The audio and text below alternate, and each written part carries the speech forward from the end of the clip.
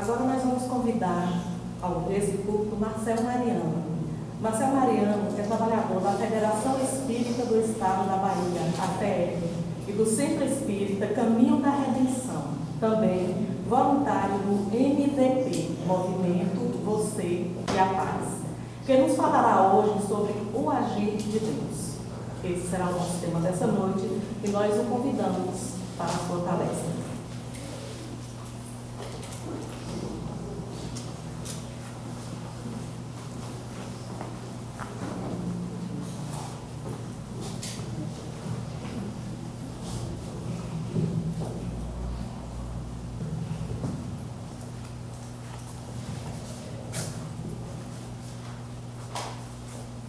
Meus amigos, minhas amigas, caros internautas que vão nos acompanhar pelas páginas virtuais do YouTube, a paz seja conosco. Em abril de 2006, o então Sumo Pontífice da Igreja Católica Apostólica Romana, o cardeal alemão Joseph Ratzinger, já desfrutando da condição de Sumo Pontífice da Igreja Romana, com o nome de Bento XVI, teve a ocasião de fazer na Áustria e também na Polônia, especialmente de segundo país, uma visita aos campos de extermínio da Segunda Guerra Mundial. E em Auschwitz, o principal deles, entre os mais de 1000 campos, que os alemães construíram entre 1940 e 1944, quando a guerra começou a prenunciar a derrocada do Terceiro Reich, representado por Adolf Hitler. Ali, mais de 6 milhões de judeus, em campos de extermínio, fornos, crematórios, paredões de fuzilamento, e sob sofrimentos indescritíveis pereceram no maior holocausto de genocídio registrado até hoje na história humana sobre a Terra. Visitando Auschwitz, o Papa, que é alemão de nascimento, já desencarnado, e o único que renunciou nos últimos 614 anos, desde Gregório XI, e visitando aqueles túmulos, aquelas cadeias, aqueles calabouços infectos, onde as pessoas eram atiradas como ratos, para serem eliminados posteriormente aos magotes, no momento de estupor, afirmou para o mundo inteiro ouvir: onde estava Deus que não viu isso? Fecha aspas. Bento XVI. Houve uma grande repercussão no mundo, e no meio católico a repercussão foi muito bem-vinda, como se o Papa estivesse fazendo um brado de alerta para que genocídios, para que mortandades como aquela não se repetissem. Hoje, muito comuns em nossas ruas, em favelas, em bairros nobres, em países supercivilizados ou até mesmo em países em desenvolvimento. Os genocídios prosseguem aberrantes, traiçoeiros e cruéis. Mas houve uma interpretação de que o Papa goza da prerrogativa de ser o vigário de Deus na terra. Mas era ele que deveria saber onde é que Deus estava entre 39 e 45 no século passado. Ao fazer a afirmativa de onde estava Deus, passa-se a ideia de que nos momentos de dor, nos momentos de sofrimento coletivo, das tragédias, Deus parece se ausentar da Terra, entregando a administração do planeta à concorrência. E ficamos, pois, à mercê, um barco à deriva, uma grande aeronave à matroca, o que não corresponde à realidade. Porque os estudos, as análises da própria teologia, e ele foi considerado um dos maiores teólogos do século XX até hoje, é Joseph Ratzinger. Ele falava 22 idiomas fluentemente, escreveu mais de 30 livros profundos sobre teologia. E chegou no momento em que a igreja vivia, e ainda vive, um momento de escândalos, de transição, a problemática da pedofilia envolvendo os sacerdotes, a defecção de alguns, o descompromisso de outros, a igreja defrontada pela dinâmica da sociedade atual que exige uma igreja inclusiva, aspecto hoje defendido pelo atual sumo pontífice Francisco, de sangue latino, nascido no bairro das Flores, na Argentina, em Buenos Aires, e que foi apenas a Roma votar para suceder o Papa anterior. Mas de repente se viu eleito, já estando no 10º ano do seu pontificado, a arrastar vários problemas de artrose nos joelhos, no quadril, possuidor de um único pulmão, após aos 25 anos ser diagnosticado com tuberculose e ter que extrair um dos pulmões, enfrentando os desafios do momento de determinadas falas, conclamar a igreja a acolher todos aqueles que têm um pensamento diferente, mas comunam com o bem. E, portanto, vem atuando de maneira decisiva no clero que ora o aceita e ora o rejeita.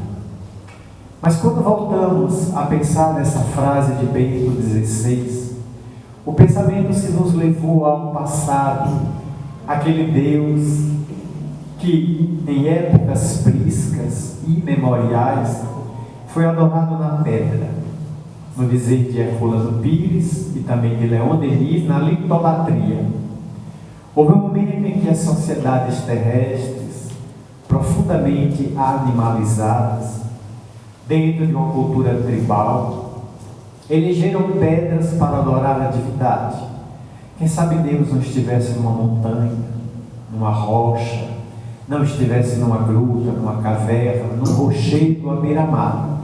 E por isso a litolatria passou a representar os interesses da criatura humana. Milhares de séculos se dobraram sob a ampulheta do tempo, para que o indivíduo deixasse as pedras para trás e admitisse de que Deus estaria nos vegetais. Por que não a fitolatria? Na árvore, na figueira, a árvore bódia, no Oriente considerada árvore sagrada, no baobá, a árvore centenária, milenar que vive na África, capaz de reter 560 mil litros de água em seu tronco e sobreviver 8.000 anos. Uma das árvores mais longevas, só comparável à sequoia, nos Estados Unidos. Deus estaria, portanto, na folha de arruda, que as pessoas colocam na orelha, acreditando que ela pode fechar o corpo. Portanto, deve ser uma árvore vegetal divina, impedindo que o indivíduo seja alvo de bruxarias, de maldições, de impropérios, de pragas lançadas por terceiros. Ainda hoje, uma cultura muito utilizada entre os vegetais. Mas depois, novos séculos e novas culturas, especialmente entre os indianos, os babilônicos, os egípcios, vamos encontrar adoração aos animais, a zoolatria. Por que não admitir que Deus esteja representado na maneira enigmática do gato, o bicho que parece ter 7 vidas? Por que não no elefante, na simbologia de Ganesh, o principal deus do panteão indiano? Por que não no rato, no camundongo, no crocodilo, no ibis, na hiena que gargalha no deserto quando encontra uma carniça para devorar? Neste, naquele animal que ainda hoje muitos cultivam, nos contaria o nosso Divaldo Pereira Franco, que oportunamente, ao visitar a Índia, quando em 1984, em companhia do professor Hermógenes de Andrade, esteve na Índia para visitar Sai Baba, ele, passando em uma certa região, ele concluiu que ali o rato era adorado, o rato. E as pessoas do lugarejo fizeram um castelo para abrigar o camundongo, um de primo distante de Mickey Mouse. E todos adoravam o rato a ponto de levarem leite, levarem comida para o castelo. E o rato era ali adorado. E o castelo vivia cheio de ratos que eram mimados pela população. Uma deusa representava as ratazanas. E alguém da comunidade, ou da comitiva, convidou todos os brasileiros a adentrarem o castelo. E alguém disse do cerimonial: a deusa não admite que se entre no castelo portando qualquer coisa de couro. Porque qualquer coisa de couro significa que um animal morreu para gerar. Então todos que estiverem com sapatos de couro queiram tirar. A maioria estava. Mas Divaldo olhou o piso do local, do castelo, e percebeu que estava cheio de excremento de pessoas e de rato. Portanto, um ambiente muito fértil para leptospirose, salmonelose, triquinose e brucelose. Ele olhou aquelas fezes pontuando ali e se recusou. Todos convidaram, mas Divaldo pediu que houvesse uma tradução do português para o indiano, o Brahmani, avisando a ela: olha, eu acho essa deusa meio preconceituosa. Mas por quê? Porque eu estou com cinto de couro, você não falou nada do cinto. Eu estou com a carteira do bolso também é de couro, portanto um bovino morreu para me dar essa carteira. A deusa não tem nada contra a carteira e cinto. Eu tenho um relógio cuja pulseira é de couro, a deusa também não tem nada, agora contra o sapato tem. E eu tenho que entrar descalço, pisando titica de rato. Tem uma coisa estranha com essa deusa, né? Ela prevê uma coisa e não olha a outra coisa. Não vou entrar. E não entrou. Não visitou o templo, visitou apenas por fora e foi embora. Então, em vários lugares não se pode afastar o animal. Alguns macacos no Oriente, na Indonésia, o boi na Índia. Essas cenas que a gente vê na internet.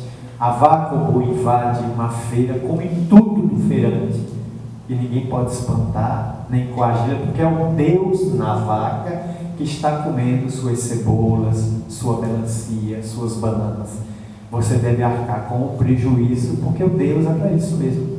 Ele debocha, dá prejuízo a você e você que se vire, para depois arcar com o próprio prejuízo da vendinha devorada pelo Deus, que não vai lhe devolver nem pagar seu prejuízo.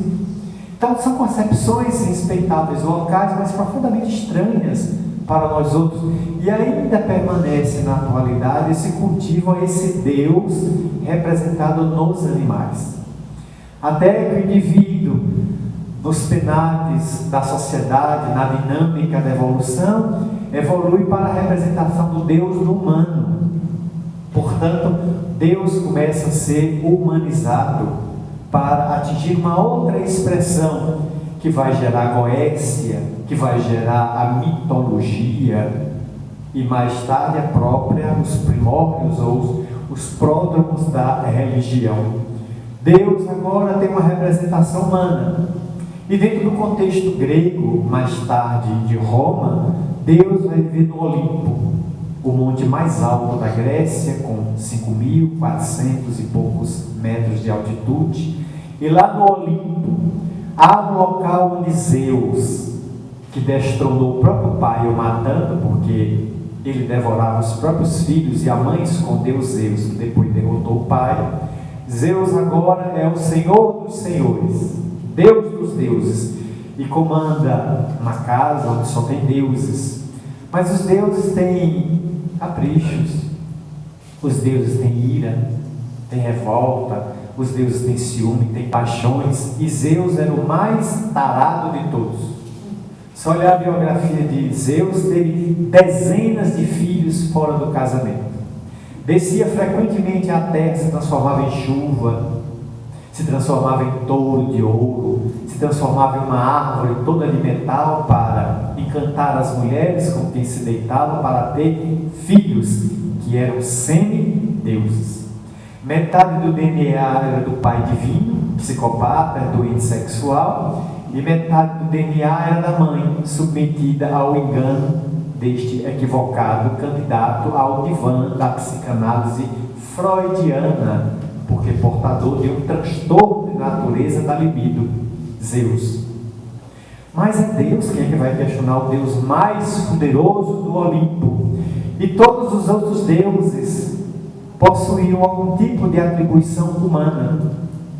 Essa composição, esse mosaico, dava uma ideia de como era a interpretação e a leitura desses deuses no passado longínquo, que até hoje ainda chegam ecos nos nossos dias, onde a pessoa admite que Deus é um idoso, ele está sentado no céu, ele vive no céu, sentado permanentemente no trono, porque ele é um rei, ele é um imperador, ele tem que ter uma coroa, um cetro, a púrpura que lhe define o poderio sobre o universo, cercado de anjos, potestades, arcanjos, querubins, serafins, que executam-lhe a vontade.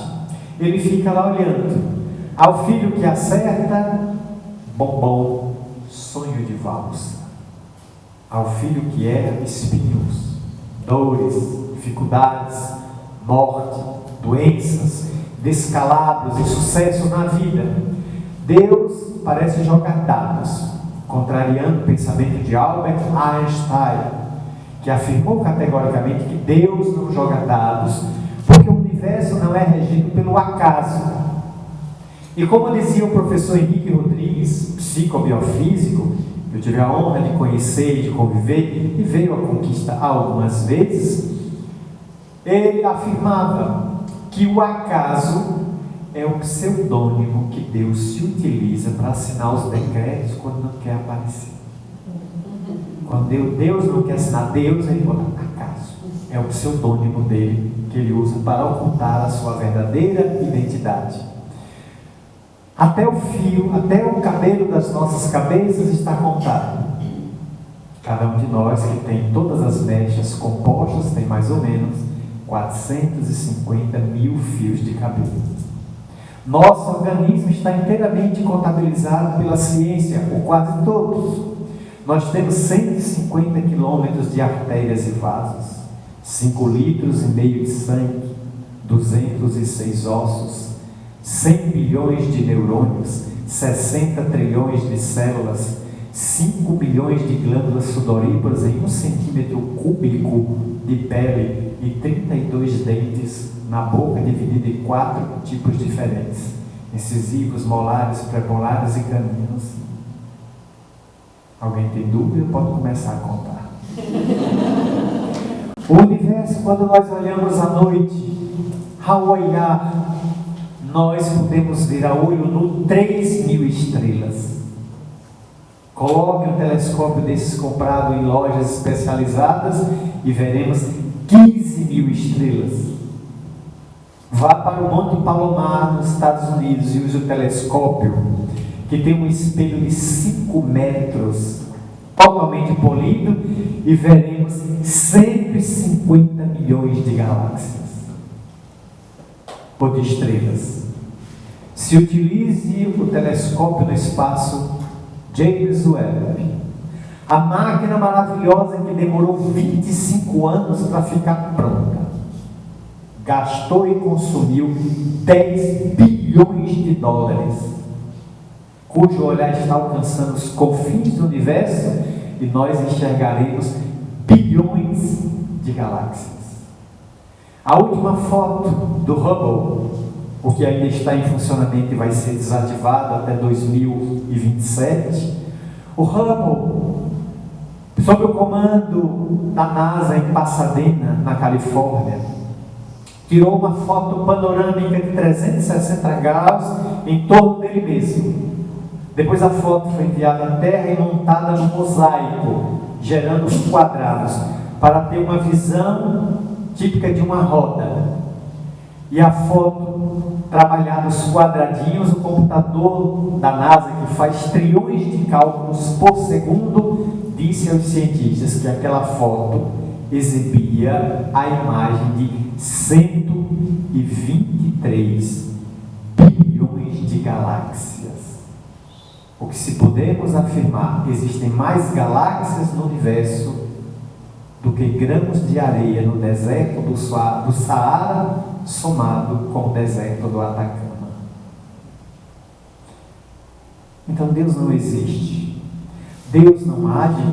Que inteligência sublime e suprema seria capaz de conceber estes aglomerados de estrelas, quasares, ninhais de estrelas perdidas no infinito, de onde brotam os astros constituídos de areia, de poeira estelar, e que ao longo de milhões de anos lentamente constroem tudo que estamos observando. Nos últimos 40 anos, graças ao Skylab, ao James Webb atualmente e ao Hubble, já constatamos mais de 10 mil planetas fora do sistema solar. Alguns a milhares de anos-luz, outros a milhões de anos-luz. Nesse momento, a Voyager 1 e 2, 11 e 12, melhor dizendo, 10 e 11, viajam pelo espaço, a Voyager, separada por 2 anos apenas de lançamento entre um e outro. As naves não tripuladas, gêmeas. Uma saiu em 77, a outra saiu em 79. Elas estão viajando além da órbita de Plutão a uma velocidade de 38.000 km por hora. Portanto, já saíram do sistema solar. A Voyager 11 e 12, 10 e 11, carregam instrumentos que mandam pulsos para a Terra e que demoram mais de 2 semanas viajando à velocidade da luz para chegar à Terra. Então, quando se recebe o sinal dela, é um sinal de 2 semanas atrás. Ela pode até nem existir mais a nave, que existe apenas um impulso de rádio viajando pelo espaço, a velocidade da luz, até ser captado, decodificado em código binário para ser transformado numa foto. E ao passar pela órbita de Saturno, o astrônomo Carl Sagan solicitou à NASA que fizesse a nave parar, ela fazia um giro de 360 graus e voltasse sua câmera para a Terra e batesse a foto que foi chamada do pálido ponto azul, onde há uma espécie de faixa, que é um dos anéis de Saturno. No meio daquela faixa diáfana, transparente, há um pontinho brilhando. A Voyager tirou uma foto da Terra, e na voz de Carl Sagan ele vai dizer aqui: foi daqui que ela saiu, é aqui que nós moramos, nascemos, morremos, é aqui que a gente ri, é aqui que a gente chora, é aqui que a gente faz guerra, é aqui que a gente ama, é aqui que a gente faz filhos, sepulta os nossos pais, é aqui que a gente planta flores, é aqui que a gente planta espinhos, é aqui que a gente come, é aqui que a gente chora de fome, é aqui onde estão as nossas misérias, as nossas desgraças, os nossos sorrisos, as nossas alegrias, os nossos poentes de fogo, os nossos amanheceres de alegria, os nossos invernos gelados, os nossos verões tórridos, é tudo aqui. E a gente fica achando que é a 8ª maravilha do universo. Um pontozinho perdido, porque a Terra nem Alphaville é da Via Láctea, é favela. Minha casa, minha vida. Pontinho perdido na periferia da Via Láctea, onde a gente não está nem no centro. A Via Láctea tem 100.000 anos-luz de comprimento, 30.000 anos-luz de largura. Tudo que está acontecendo é dentro dessa Via Láctea pequenininha, uma das galáxias mais pobres do universo, porque Andrômeda nos supera, as galáxias do Escorpião, a galáxia de Aquários, de Betelgeuse, de Andrômeda e de outras, são muito maiores, mais colossais. Estamos regidos a 4,5 bilhões de anos por um Sol que mais se parece com uma pastilha de Cebion decadente, porque a cada 1 segundo esse Sol consome ou transforma 400 milhões de toneladas de massa em energia. Portanto, o Sol se autodevora, se autocanibaliza. E dentro de 5 bilhões e meio de anos, o Sol desaparecerá. 1.400.000 vezes maior do que a Terra. Regendo 8 filhos, porque Plutão foi desclassificado pela Sociedade Astronômica Internacional. São 8 filhos e um bastardo, ou subversivo, além da órbita de Netuno ou de Urano.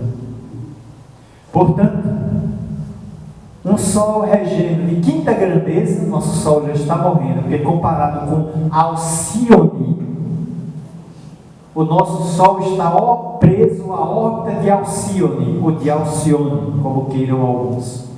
Alcione é um Sol de primeira grandeza, branco,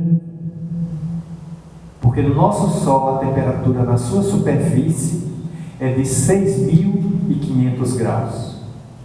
Em Alcione, de mais de 1 bilhão de graus de calor na sua superfície. Infinitamente maior do que o nosso Sol. Mas quem fez essa grandeza? Que inteligência teria elaborado esses astros colossais que estamos hoje vendo, fotografando? As estrelas são fotografáveis porque possuem claridade própria. Os planetas são estimados. Nenhum planeta foi fotografado ainda, salvo o do sistema solar. Mas os outros não são possíveis porque eles não emitem luz. Eles refletem a luz das estrelas nas quais orbitam e podem ser calculados na sua paralaxe, na sua dimensão, seu tamanho, sua massa e sua composição química. Quando é que nós chegamos ou chegaremos a um planeta desse? Era bom assistir de novo Avatar, a viagem para aquele planeta chamado Pandora, que se demorava 6 meses, todo mundo a bordo, como que no estado de hibernação. 6 meses em estado de hibernação até chegar a Pandora e encontrar os Na'vi, aqueles homens e aquelas mulheres gigantes de 2 metros de altura que viviam na floresta e viviam em adoração a Eiwa, a deusa, que se comunicava pela raiz das árvores. Um dos filmes mais ecológicos do James Cameron, o notável diretor que levou 11 Oscars por aquele primeiro filme, Avatar.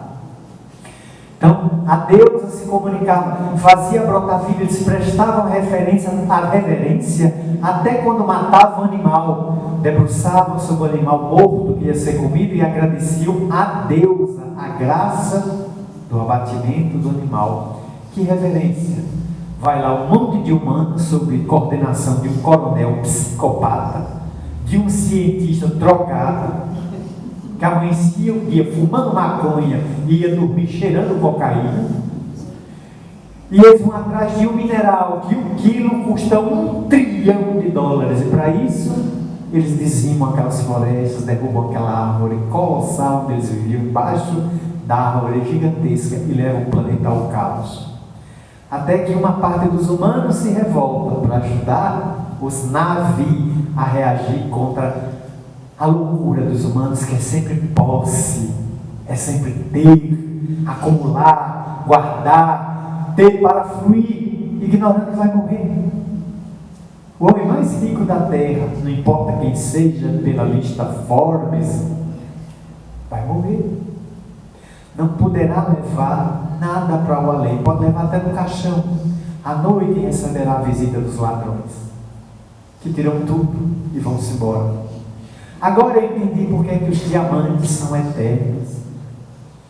Os diamantes realmente são eternos, que é o mineral mais duro da terra, 10 na escala Mohs. Os donos dos diamantes é que são passageiros. Todo mundo é dono dos diamantes e passa. Então, tudo no cemitério. Os diamantes estão nos museus, nas coroas das rainhas, nos anéis dos reis, nos brincos, nos camafeus, nos braceletes, dando risada dos donos. Esse coitado infeliz acha que é meu dono, amanhã está no cemitério. E eu vou continuar brilhando com a minha luz clara, retirado do sol, lapidado. Eu vim para brilhar. E vocês vão morrer me adorando, achando que são donos. Eu é que sou dono de vocês, porque eu sou quase que indestrutível. Os diamantes realmente são eternos. Deus tem buscado, portanto, orientar a criatura humana, e como diz Humberto de Campos em uma das suas crônicas, Deus corrige os filhos pelo tempo, nunca pela violência. Corrige pela educação. A educação religiosa que vai primando por conceber Deus como inteligência suprema, causa primária ou primeira de todas as coisas, o modo contínuo. Quando Karen Armstrong, uma cientista, neurocientista, historiadora americana, abandonou a sua vida em um seminário, ia ser freira, ela largou tudo, deixou a vida religiosa, a vida monástica, viajou para o Oriente, foi visitar a Jordânia, Israel, o Egito, o Irã, o Iraque, foi à China, ao Japão, esteve no Himalaia, visitou as grandes culturas do Oriente, voltou para os Estados Unidos e começou a escrever obras, entre as quais uma que eu considero que é o best-seller de sua vida, Uma História de Deus. Um camalhaço de quase 900 páginas, onde Karen Armstrong faz uma análise antropossócio-psicológica, mas também histórica, da nossa concepção da divindade, desde o passado mais longínquo até os dias atuais.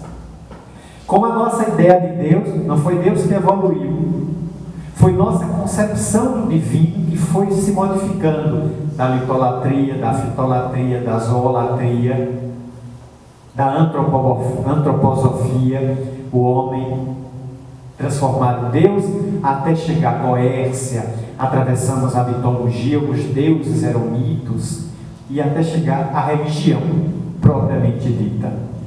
A concepção que Jesus encontrou de Deus, aquela concepção que Moisés tinha de Deus, era o macho alfa, que coordenava a cultura hebraica, tudo para o homem, nada para a mulher. Isso que absurdo é isso que você está dizendo? Não, só ler Deuteronômio. No Deuteronômio consta: se o homem casa com uma mulher e na noite de núpcias descobre que na tentativa de deflorá-la não conseguiu, arrancando o sangue dela, para colocar aquele sangue numa toalha branca, e na manhã seguinte hastear na porta da tenda, para que toda a comunidade saiba que ele conseguiu atingir a finalidade no ato sexual. Se isso não ocorreu, ele então, no dia seguinte, pega a esposa, leva à casa do pai dela e a devolve ao pai. O pai vai perguntar: ué, vocês acabaram de casar, se devolvendo minha filha? Qual o problema? Sua filha não é mais virgem. Sua filha me traiu com algum outro homem, deitou-se com outro homem da tribo, e eu tenho uma mulher desonrada que me desonrou o nome. Ela é indigna de ser minha esposa, estou devolvendo a filha. Ninguém questiona se aquela mulher tem um ímã complacente, aquele ímã que resiste à bomba atômica, que resiste ao trator, à brincadeira, tudo só pode ser rompido pelo ginecologista em consultório. Ninguém compreende isso, porque não se conhecia nada de ginecologia na época. Então se toma, porque Deus determinou. Então aquela mulher, diante do pai, o pai repreende a filha de ter sido desonrada, vulgar, promíscua, e solicita a todas as pessoas que estiverem passando por perto que peguem pedras e matem a filha a pedradas. Deus manda fazer isso. Se a moda pega nos dias de hoje, vai faltar pedra. Como ficou no passado? Como ficou naqueles dias? Jesus encontra a concepção de Deus violento, Deus dos exércitos. Deus que determina a guerra, que para o sol por 3 dias, para que Josué combata os filisteus e os mate. Deus adora assistir carnificina durante o dia. Ele não vai assistir de noite.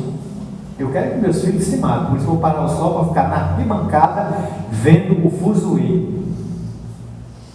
É a concepção que se tinha do passado. Não estamos dizendo que é errada, não, porque cada um compreende Deus no seu nível evolutivo. Para algumas pessoas, Deus está na planta, está na pedra, está no animal, depois vai na graduação indivíduo, até uma concepção mais rarefeita, mais sublime, mais ampla. Mas isso exige luta, evolução, trabalho, estudo, compreensão, meditação, a ação do sofrimento muitas vezes, porque no sofrimento muita gente vai descobrir Deus. Nas alegrias parece que Deus está ausente. Estou vivendo momentos felizes, eu deixo Deus para lá. Surgiu a pancada, o horror, a queda, a fome, a miséria. Ai meu Deus! É sempre assim. Ninguém escapa disso. Narra-se de maneira jocosa que um homem ateu admitia que Deus não existia. Deus não existe, não posso conceber. E andando por uma floresta, ele foi dizendo a si mesmo: tudo isso aqui é obra do acaso. Por que tem tanta planta, tanto vegetal, tantas árvores aqui? Porque os pássaros transportando no bico a semente, querendo comê-la em pleno voo, a semente caiu, perdeu-se no chão e a árvore, porque é verdade, a araucária mesmo, o pinheiro, nasce muito de pássaros que tentam comer o pião, e a árvore cai no solo e nascem outras árvores. Os animais são muito semeadores de plantas. Nisso ele tem razão. Tudo isso aqui é obra do acaso. Tudo não existe. Tudo isso aqui é obra de leis biológicas naturais. Mas o ateu olhou para trás e viu um urso. 3 metros de altura, 800 quilos de peso, e o urso olhando para ele como diz: você é meu jantar hoje.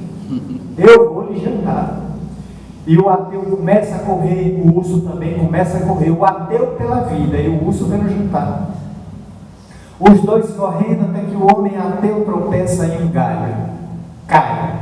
O urso já vem na balada, cai em cima dele, coloca as garras no pescoço e prepara para matá-lo. É quando o ateu grita: ai meu Deus!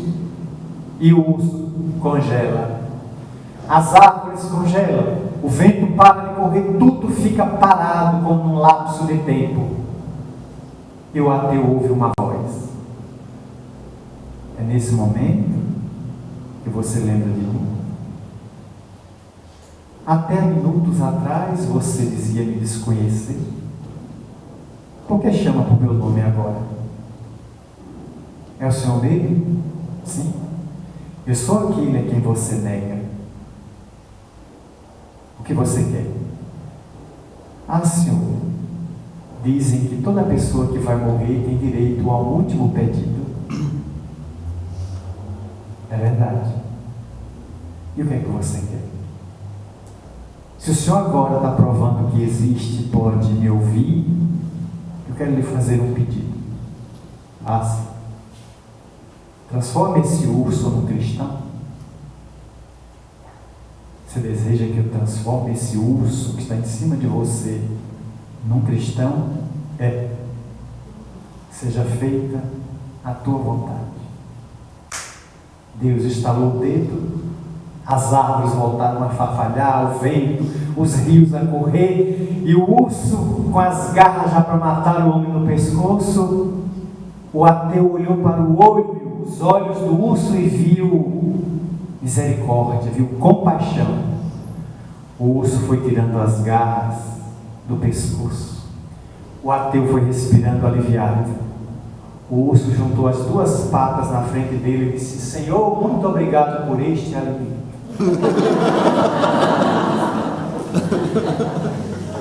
não funcionou. Podem rir, que eu morri mesmo. Ele morreu. A concepção de Deus, que fomos criando e fomos entronizando em culturas, em filosofias, em crenças as mais variadas, até que Jesus chega para falar do seu Abba, Pai, papaizinho em hebraico, um Deus de amor, que age, nunca reage, age no outro, age pelo outro e através do outro. Deus não estaria nos montes, no Monte Garazim, o Monte dos Gafanhotos, ou a Montanha dos Gafanhotos, não estaria no templo, na sinagoga principal de Jerusalém, o templo de Salomão. Deus estaria, como ele disse a samaritana, estaria no templo do coração. Ele vai ser adorado em espírito e verdade. Mas como conceber naquela época? Deus estava sempre fora, que armava. Jeová vai enviar o Messias vai tomar o cavalo, vai ter espada, vai ter escudo, vai montar uma milícia, vai lutar contra o romano, vamos esmagar o romano, dominá-lo, expulsá-lo para a Itália. Jesus vem numa estrebaria, nasce na noite fria de abril, entre 6 a 9 de abril, segundo dados de Amélia Rodrigues. Vem num leito de pobreza, o pai, um carpinteiro, que mais tarde perderia a vida em uma queda em Séforis, quando consertava o telhado de uma casa. A mãe viveria até os 80 anos para desencarnar em Éfeso, hoje Turquia, onde sua casinha, a Casa da Santíssima, até hoje está preservada. E ele teria uma vida apagada, que ninguém sabe o que fez, entre os 12 aos 30, 18 anos que ninguém sabe de nada, onde esteve, o que fez, possivelmente na carpintaria, vivendo o seu tempo, a sua mocidade entre os seus. Agora foi descoberto um papiro muito antigo, que não é da época dele, é de 1400 anos atrás, dando conta de que ele já teria feito milagres na infância, feito pequenos pássaros de barro. E quando os amiguinhos o ridicularizaram, os pássaros são muito feios, são muito mal feitos, ele colocou a mão em cima quando eram pássaros de verdade. E os pássaros de barro voaram de sua mão e ele demonstrou poderes extraordinários. Verdade ou não, ninguém sabe. Pode ser uma alegoria, pode ser uma verdade dos tempos infantis de Jesus. Mas o importante é que ele mudou a história. Jesus não cabe na história. Quem cabe na história é Hitler. Quem cabe na história, até Napoleão Bonaparte, é César. Esses todos cabem. Jesus não cabe. Jesus divide a história antes dele e depois dele. A ser e descer. Tamanha a importância e o impacto que ele causou por trazer um Deus de amorosidade, que não é complacente com o erro, mas é profundamente misericordioso com o errado. Um Deus que não tem misericórdia com a doença, mas tem muita misericórdia com o doente, porque o importante é salvar o doente. A doença, tolerância zero. O doente, tolerância total.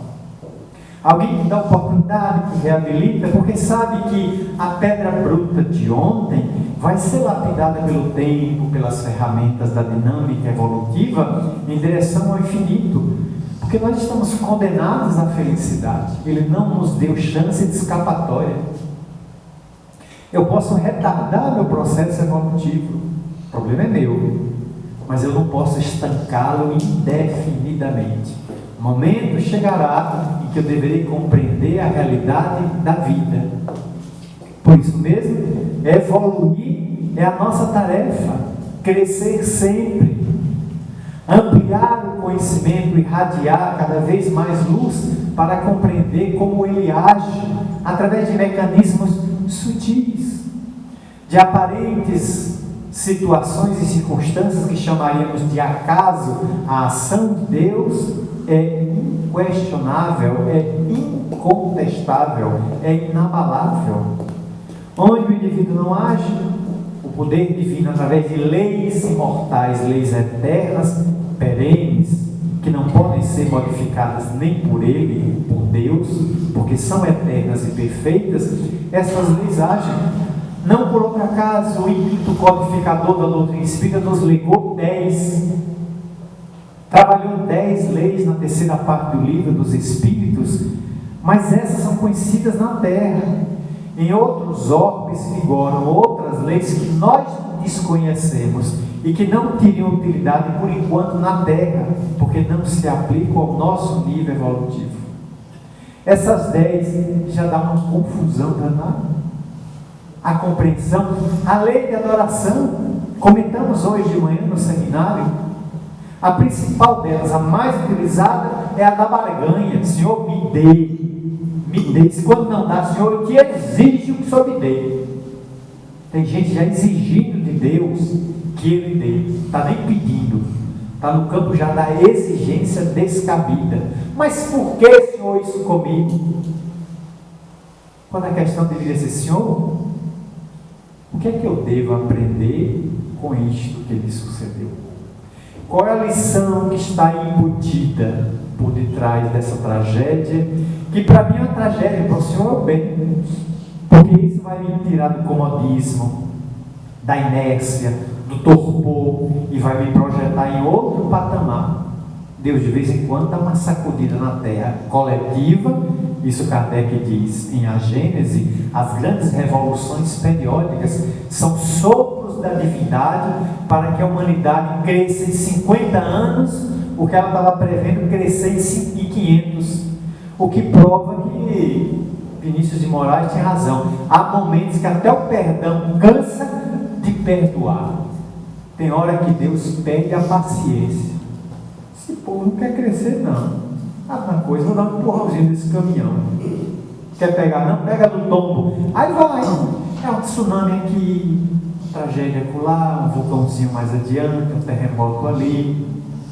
Se vale das guerras que a gente promove, conforme está na questão 742 e 744 do Livro dos Espíritos. Deus não promove guerra, mas permite que ela aconteça. Os homens a promovem, Deus autoriza. Porque da guerra Deus tira algum saldo positivo, tecnológico. Depois de toda a guerra na Terra, a humanidade deu um salto de tecnologia. Isso é incontestável. E muitas vezes a guerra é utilizada como ferramenta de libertação de povos oprimidos. O povo oprimido não tem outra alternativa a não ser promover uma revolução sangrenta, onde os violentos, os subjugadores são abatidos, vão para o paredão de fuzilamento, e a sociedade faz uma nova reescrita, uma nova reengenharia de sua própria história. Não é o ideal. O ideal seria uma revolução pelo amor. O ideal seria a revolução pelas rosas, não pelos espinhos. Mas nós temos elegido na Terra mais um holocausto, o conflito, a guerra, as atrocidades como manifestação para a conquista das liberdades. Senão não teríamos a Revolução Francesa. Todo mundo proclamava liberté, igualité, fraternité. Mas quem funcionou bem foi a guilhotina. Haja pescoço cortado. 50 mil pessoas em Paris perderam a vida. Pais denunciavam filhos, amigos denunciavam amigos, e os comitês do horror não queriam saber de prova nenhuma. Era contra a Revolução Burguesa, mata. Agora esses atormentados estão se reencarnando para voltar da Terra para o processo evolutivo. Tem pedagogia maior do que a pedagogia da reencarnação? Se a vida fosse única, a compreensão da justiça divina seria arbitrária, a justiça seria monstruosa. Pela reencarnação eu volto ao palco dos meus erros, dos meus atritos, dos meus conflitos, das minhas quedas, para resgate.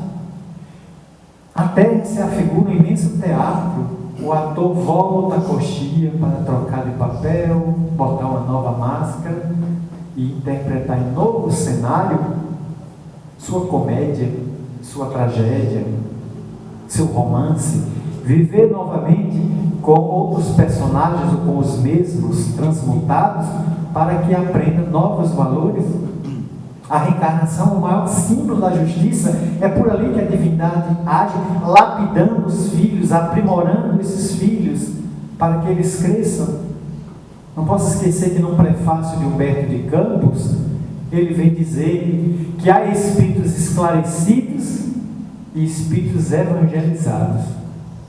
E ele pede a Deus a misericórdia de estar entre os últimos, os evangelizados.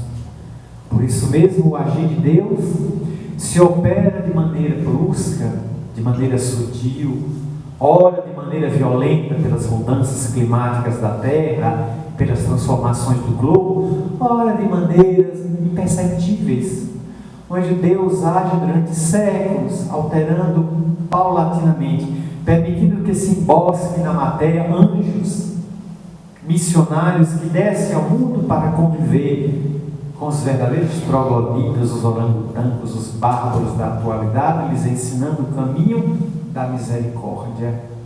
Será sempre assim. Por isso eu me valho novamente de Humberto de Campos, ele falando da necessidade de compreender a misericórdia de Deus, percebê-lo no caminho das criaturas, quando ele afirma que Simão Pedro, o apóstolo de Cafarnaum, certa feita, se valendo de fluidos da floresta da Tijuca e do jardim botânico do Rio, produziu um corpo, materializou o corpo e buscou-se desse corpo e apareceu em pleno Rio de Janeiro. E começou a caminhar pelas ruas em direção à praia de Copacabana. Até que no quarteirão ele viu uma casa religiosa, uma igreja católica. Pedro foi até a casa paroquial, bateu na porta e um padre abriu a porta. Pois não? Bom dia, eu sou Simão Pedro, o pescador de Cafarnaum. Alguém poderia me atender? Só um instante, senhor Pedro. O padre fechou a porta, foi lá dentro, chamou 2 outros colegas. Daqui a pouco, 3 padres abriram a porta. O deles, que parecia ser o vigário, perguntou: como é mesmo a graça do Senhor? Simão Pedro, filho de Bar-Jonas e Cafarnaum. Ah, sim, seu Pedro. O que é que nós podemos ser úteis? Eu gostaria de saber como anda a mensagem de Jesus hoje na terra. Seu Pedro, ali na esquina tem uma delegacia de polícia. O senhor passa lá e pede ao delegado um atestado de pobreza. O senhor volta aqui, que a gente encaminha o senhor para a nossa casa de acolhimento de idosos, que fica em Santa Teresa. Mas amigos, seu Pedro, a delegacia, atestado de pobreza, volta aqui e a gente encaminha a nossa casa de acolhimento. Mas amigos, eu tenho sede. Na outra esquina tem um bar, o senhor vai pedir água lá. Eles vão dar água lá. Nós estamos muito ocupados, seu Pedro. Bom dia para o senhor. Fechar a porta. Pedro ficou na calçada. Desceu a calçada, 2 quarteirões depois encontrou uma casa, uma igreja reformada. Um homem cuidava do jardim. Ele anunciou ao jardineiro que foi ao interior da igreja e voltou com um pastor e um presbítero. E o pastor disse: pois não, eu sou Simão Pedro, filho de Bar-Jonas, o pescador de Cafarnaum. Eu gostaria de notícias sobre a mensagem de Jesus na terra. Seu Pedro, nossa igreja está muito longe de construir o abrigo de alienados mentais. Mas nós temos um culto aqui de domingo poderoso, um culto libertador, em que clamamos a Jeová libertar o Senhor desses verdugos que subjugam o Senhor. No domingo o Senhor compareça aqui às 10 da manhã, nós vamos orar no altar para o Senhor lhe ungir e libertar o Senhor em nome de Jesus, porque o sangue de Cristo tem poder. Disse mais umas frases de efeito. Disse ele que não podia atender, voltou para o interior da igreja e Pedro ficou sozinho com o jardineiro. Ele desceu mais um quarteirão, encontrou uma casa espírita. Saiu um rapazinho, eu sou Simão Pedro. O rapazinho foi lá dentro e voltou com o presidente e 2 trabalhadores da casa. Pois não, seu Pedro, eu gostaria de notícias da mensagem de Jesus no coração da criatura. O presidente olhou para o rapazinho: o que é que você acha? Obsessão evidente. Se tivesse um médio evidente aqui, ia ver o verdugo em cima desse pobre velho. E o outro, o que você acha? É um tipo inabitual. Eu acho que ele serviria a pesquisas de criptestesia sob a ótica de Charles Robert Richer. É mesmo, estou achando.